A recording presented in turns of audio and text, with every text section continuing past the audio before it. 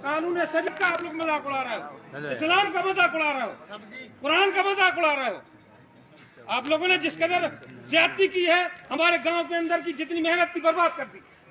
आप लोगों को जितनी इज्जत दी हम लोगों ने पहले से मना किया, पहले दिन से मना किया गया था, आप लोग नहीं माने, आप लोगों ने शरीयत का मजाक उड़ाया।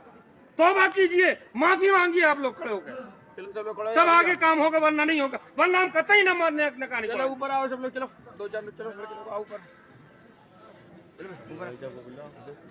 क्या बगैर बाजे के, बगैर नाच के शादी नहीं होती क्या?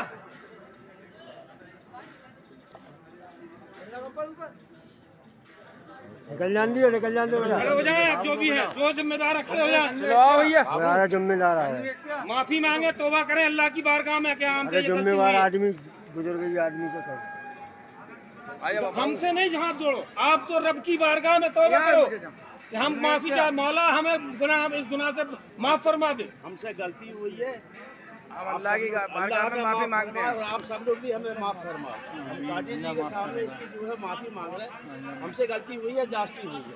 अल्लाह से माफ करो, अल्लाह से माफी मांगो, ये सब बोलो। ठीक है इमाम साहब, मांग लो भैया। हाँ मांगिए, आपने और सबने। रब से कहिए कि मौला हमें अब आइंदा इससे बचने की तौफीक दे। आमीन आमीन। हर जगह इस्लाम की कवानी, आप सारी दुनिया में देख रहे हो आपकी क्या हालत हो रही है। आप शरीयत को ठुकरा रहे हो, इसीलिए तो ये हर जगह मारे पीटे जा रहे हैं। जी जी बेशक।